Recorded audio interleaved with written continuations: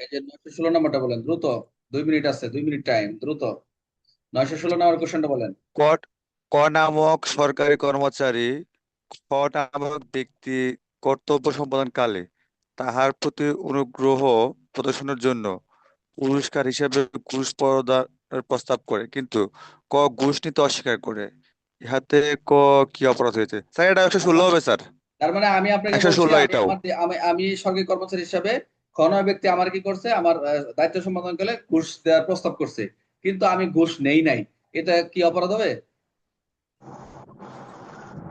Sir sir আরো ধারা আসবে। ক্ষয়ের অপরাধ হবে স্যার, ক্ষয়ের অপরাধ হবে স্যার। সে ঘুষ নেক আর না নেক স্যার, সে তো প্রস্তাব করছে স্যার, এই জন্য তার অপরাধ হবে 116 ধারায় স্যার।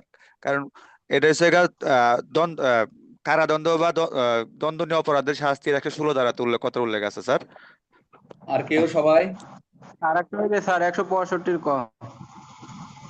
162 কত স্যার, কয়ের অপরাধ হবে স্যার? তাহলে মোটামুটি পুরাতন নমুনার ভালো অ্যাডভান্স হয়ে গেছে। দেখি আমরা, দেখি কোনটার সাথে মিলে উত্তরটা আমরা এটা দেখে আসি।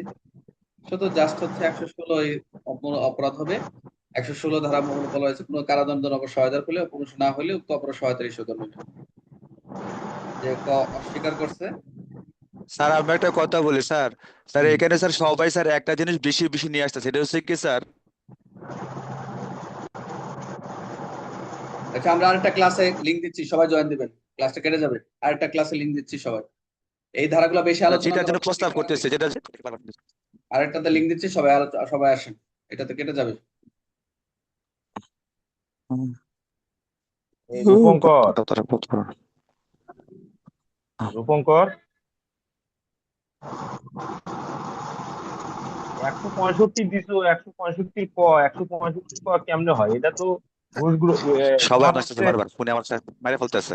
165-তে বলা আছে তোমার হচ্ছে সরকারি কর্মচারী কর্তৃক অনুরূপ সরকারি কর্মচারী কর্তৃক পরিচালিত মামলা বা ব্যবসা সংশ্লিষ্ট ব্যক্তির